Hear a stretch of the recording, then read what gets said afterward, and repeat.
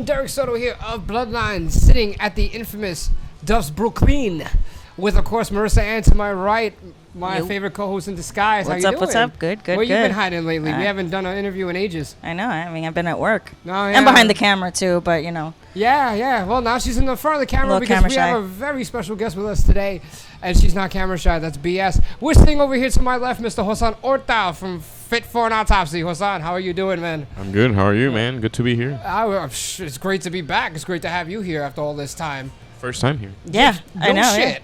Yeah, how you like it?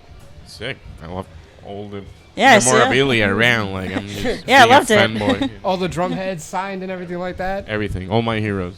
Yeah, I loved it. As we were setting up, you were just kind of like looking around, like this was like a museum or something. It's like, Yes, it definitely is. Well, you've always been an observant character. I mean, since we met. How long have we known each other? Like 4 years, 5 years? Oh, maybe since I've been in the band. So. How do you guys know each other, by the way? I think it was shows or something. I think it was at Webster Hall. Because the first time I saw FIT For an Autopsy was Hellbound. Was that record? That was the first time we met. And we made that record in 2013, or Cha-cha, we released it in 2013. So.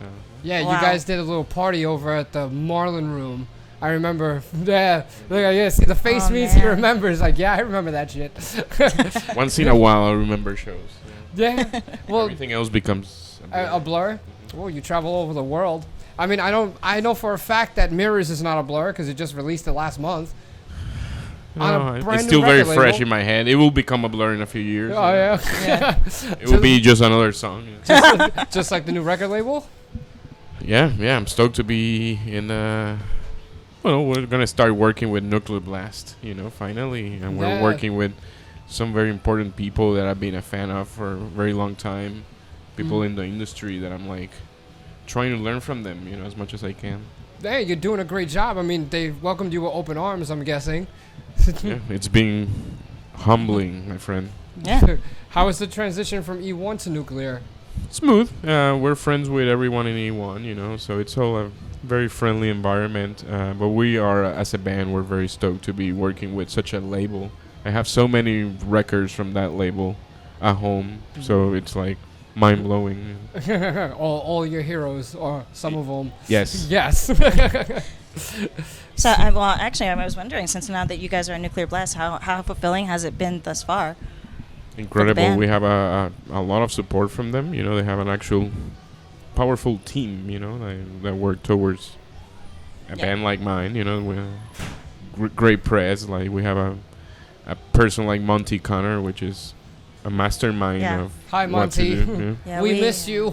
I'm a big fan of amazing. everything he's done. So, like, I'm just humbling to be with people that can teach us what to do, Excellent. Yeah, and you released Mirrors last month, like I said before, and now, the Sea of Tragic Beasts is being released October 25th. Correct. Yeah, so this is a brand new chapter for the band. Yeah, congratulations on that. I'm stoked. Can't wait. A lot of hard work, I'm sure, went into that. A lot of it. It's been a long, very long journey. Yeah, we were talking about this in December. Remember that? Last time I went to the studio. Sure, I saw you there. Well, actually, so this one's kind of a two-for. What topics or issues will the new album explore, and where did your inspiration come from when writing the drum parts for Mirrors? Okay, when it comes to the lyric department, that's all Joe, our singer, and Will Putney, which is the producer and the main writer of the band. It still has a classic FIT For an Autopsy feel when it comes to. We tend to talk about how dark men can be, how evil men can be, how the one of the darkest things for us as a band can be the truth or reality, So we really touch those topics, not too different from what we've done before. It's just new ways to do it. Yeah, there's been a gradual, escalation of the topics as the albums went on. And, it started with Absolute Hope, Absolute Hell. And then your third record, which is escaping me right now because I'm tongue-tied. Please help me. After Absolute with the Acid Records, The Great Collapse. There you go, The Great Collapse. Collapse. We did the Depression Sessions EP in the middle. Yeah, that was with IR. Correct. Yep. Oh, the boys in IR is murder. Yeah, so look at that. You've been busy. Yep. Now, speaking of the new record, I mean, like, what were your inspiration for the drum parts? Oof. Well, it all starts with a riff, you know. Like we have someone like Will that has a vision, and he starts sending me music. And depending on what I hear, you know, like if I hear a very groovy part, then I'll go listen to the music I think will help me create a part that makes justice, you know. Other than it's heavy music, it's very angry. My job as a drummer is to hit things very loud. And so I get inspired by everything, you know, like through my life. I can be angry at work and then be like, oh, tonight, as soon as I get to the studio, I'm going to smash it. and I mean it, you know, and I use the same motivation on tour, you know, like it's a song, it's just notes, but how you put them together and how you apply them is what makes a difference. So my inspiration can come from listening to my favorite band, or it can come from the day I had that day, you know, how I woke up that morning and how I feel, and then that day I will approach my drums that way, you know. I try to be honest to those things. An example is there's shows on the road that I am angrier than other shows, you know, so of course I'm playing different, you know, like when I study myself on how I play from show to show, that matters, you know. Yeah. Well, speaking about inspiration, actually, has there? Has there been a track list released for the new album? And like, if so, which song? I mean, you can say track 1, 2, or 3 if you can't. If there's no track list, but you know, which songs did you find yourself most invested in? I'm very proud of the whole record overall, how everything flows. It's hard to judge it because I am inside of it. I've been part of the whole process. Mirrors is a very cool song, and I'm very proud that that's the first single that we released that can represent us. The next one that we are gonna release, it's very cool too, but I can't talk about it yet. The title track of the record, I believe, is the first song in the record. It's very cool. I'm very proud of that one. Like, wow. It grooves very hard, and it's what I like to listen to when I listen to heavy music. So it's just me doing an experiment on what sounds cool to me, hoping that other people can enjoy it as well, you know. Right. But that's a good example of something that I'm like connected with. Yeah. Well, let's hope that the single, the single is this, for the self-title single, tongue-tied. Let's hope that the self-titled song for the record is the single next week. There you go. God, I will never make it a CNN. I'm sorry. So now we know what troopers do to you. Yeah. I haven't had much. When you come to Duff's, you always have to have a trooper because it does that. Or throw me under the bus, whichever one happens first. I also love Maiden. Yes. One of my favorite metal bands ever. That's right, yeah. So it was appropriate. So I noticed from your social media pages that you are inspired and you give a lot of credit to the likes of musicians such as Tony Williams, Dirk Van Buren, Keith Moon. You're a jazz fan and you love Kiss. Crazy, but yes, he loves Kiss. How much of those admirable inspirations are woven into writing the drum parts for Fit for an Autopsy? I want to say, and I like to believe, that all of it. I like music in general. Like, I try to not care about styles or dividing it anymore. I try to enjoy it as music, and in my head, good music is good music. It doesn't matter what it is, and it touches different people in different ways. I love rock and roll. That's what I've been into my whole life, really. That's what made me want to play music. But I like every art form, every well-played instrument. Right.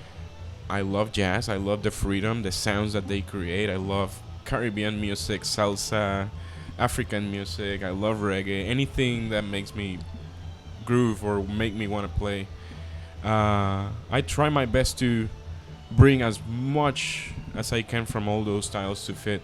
I play in a band that it's a heavy band, and some people say it's death metal, some people say it's deathcore. I don't think about any of those things. I just play rock aggressive music, and to me it's all rock, metal. And it's all drums. And when I study where my rock heroes came from, it all comes from the jazz guys, and to me it's all the same thing. So don't care about styles. When I'm writing my parts, I'm not thinking about, oh, I need to make a deathcore part or what. Yeah. This fits the part. So what do you normally listen to when you're like composing? Completely the opposite of what I have to do. If I am playing in a death metal band or something like that, I listen to something else completely different. For example, in the last record, I had to write cool grooves or something for certain parts, and I'm in the studio frustrated, not knowing what to do. I will go in the back, have a beer, and listen to, I don't know, Tito Puente or something, and I will find I will find a cool lick or a cool pattern, and I'm like, if I do that from the drums, from the first tom to the second tom, that will be heavy, you know, and I just had to do it harder and faster. That's an example of how I can bring other elements, you know, like that's really sick, you know, because you know I love salsa music. I mean, I'm a Puerto Rican and all that. We're all Puerto Rican here. You know, Latino. And I think it's amazing that you can actually take elements of salsa music and you know the drumming and all the instruments and bring it to heavy metal. Salsa and Caribbean and Afro-Cuban music and Afro-American. It's very heavy. It's all very. It's rhythm based, you know, passionate. like it's very heavy and it connects with thousands of people. People dance to it. It connects with everyone's pulse. That's why when you see people dancing, they're very happy always, you know, like they're like just they get loose and they feel that groove. And I believe good rock drumming or good metal drumming has that same thing, you know. Like, so. And speaking of which, you're from Puerto Rico. You were born and raised there. Correct. Yeah, my whole life. So and then so I mean, you as a drummer. I mean, when did you start drumming? At what age? And then what brought you into the world of rock and heavy metal, being from Puerto Rico? Okay, I obviously growing up in such a musical environment.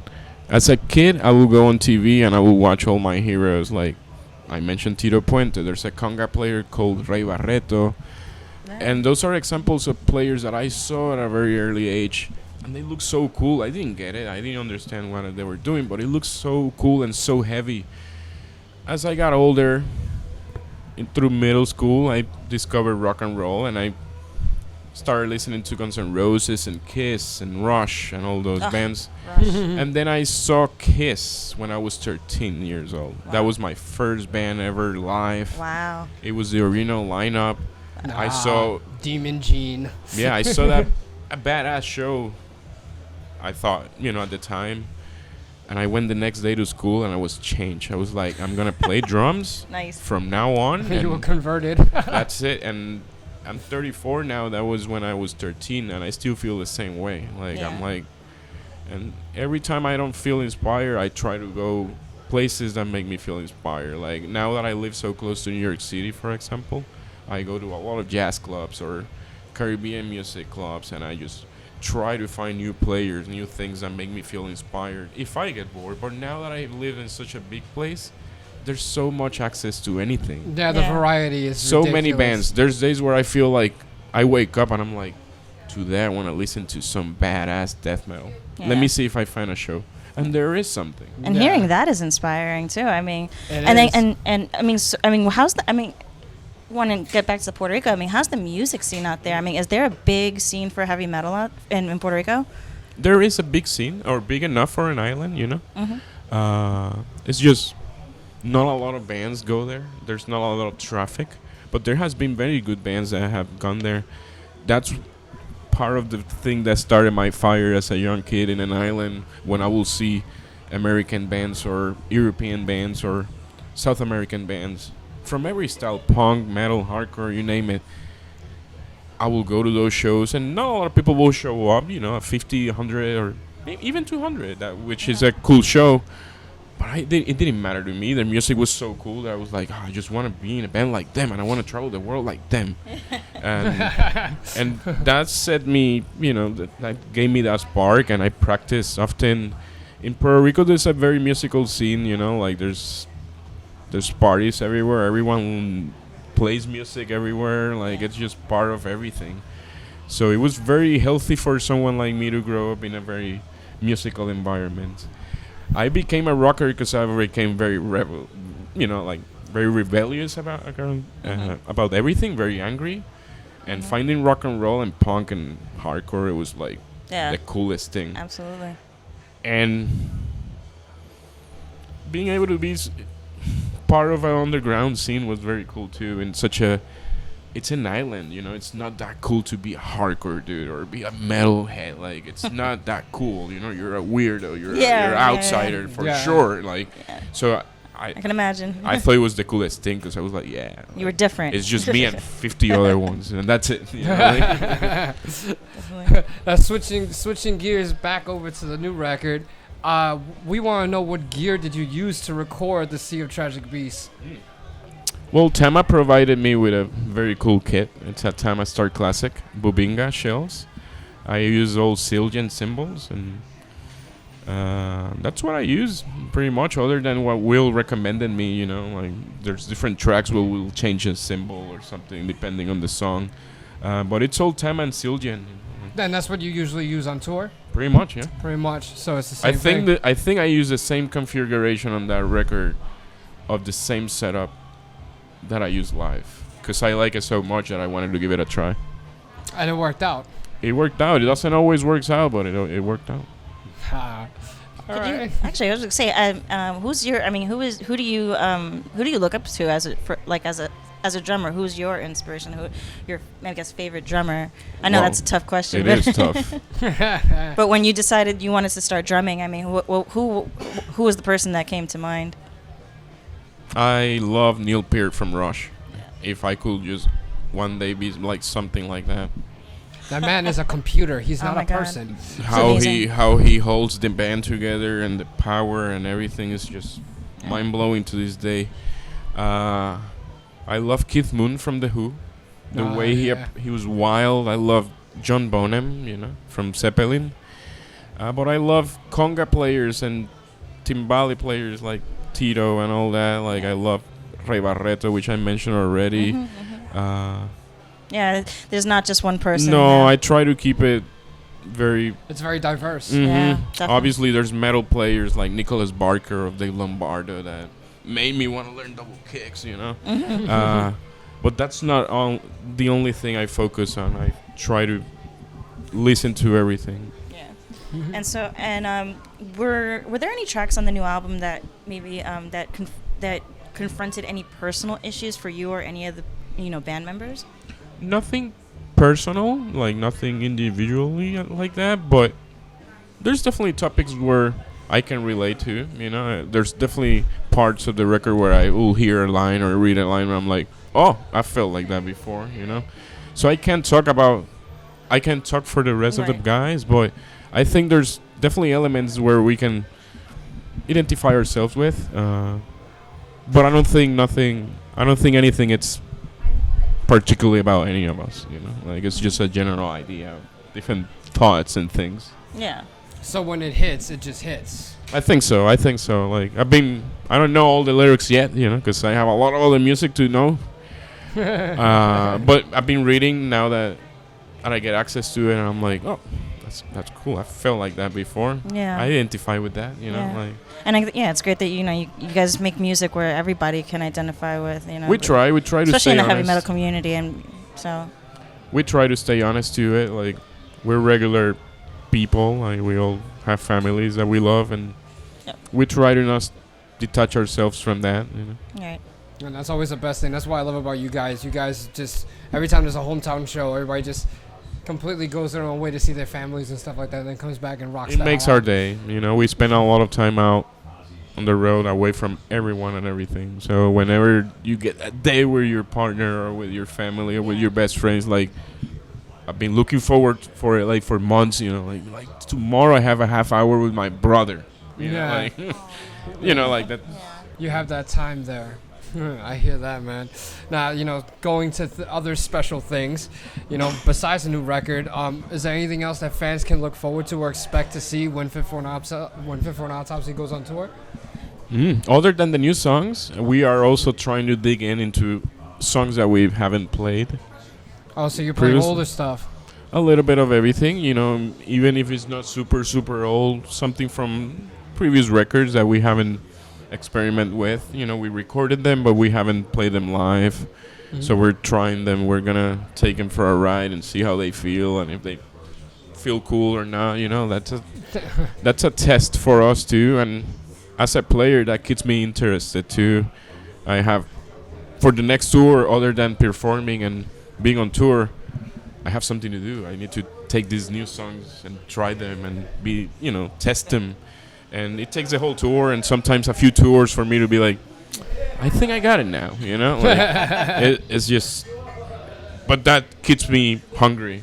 So Right. there's gonna be new songs too. Well, you guys have a U.S. tour coming up in October for the release. Mm-hmm. You're playing St. Vitus on the 24th, I believe, of October. I believe the so. Day Yeah. before the record is released, and then you will go on a 2.5 month tour till Christmas time, something like that.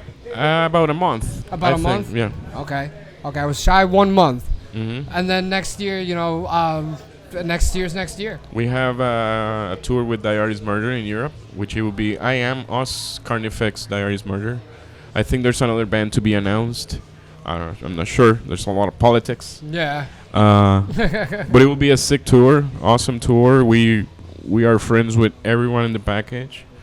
Nice. It's easy to work with everyone, so it's just I hear very that fun. one. Well, And I've got one more question. Well, we're actually going to wrap the interview up because it's about drinking time here yeah, at it's Dove's. about drink o'clock at Dove's Brooklyn. So to wrap it up, what goes through your mind when you hear that you're one of many Hispanic metal musicians that Hispanic metal fans and budding musicians can identify with and be an inspiration for? It is beyond humbling for someone like me because where I come from, I can't forget where I come from, and I try to identify myself with all of them because I am still a fan, and I was that little kid that will go to foreign bands or different bands, and with my broken English at the time, I would like try to tell them how much their music meant to me and all that. So if I could inspire other people in that community, in those countries, in all those places to do the same thing I've been doing or what made me want to do this, beyond humbling. I think music is something that should be shared and it connects everyone, and it doesn't matter what language you speak. If it feels great, you'll Then be do there, it. and music made me want to learn English because it sounded so cool that I sat down with a dictionary as a kid to try to read Slayer lyrics or Pantera lyrics because I like the riffs and the drum beats and the sounds that he was making sounded cool, but I had no idea what he was saying. So that also gave me some type of curiosity and hunger to learn another language. To advance and So I think if I could connect with some of those people and represent a few, or if they feel connected to me, that's beyond humbling, and I'm proud of it. Amen to that one, brother. Amen to that. I'm going to hold my drink up to that one, and I'm going to toast. Cheers to a fantastic time at Duff's Brooklyn, and to you, Kosan. Thank you so much for meeting with us. Yeah. And of course, if you see us here at Duff's Brooklyn, come say hi after the recording because it's fucking rude if you walk through. And but say hi. And keep an eye out. October 25th. Yes. That's when Fit for an Autopsy's new album will be released. The Sea of Tragic Beasts on Nuclear Blast Records. Mark those calendars. Yeah, you better count those days. I know I am. See you guys later.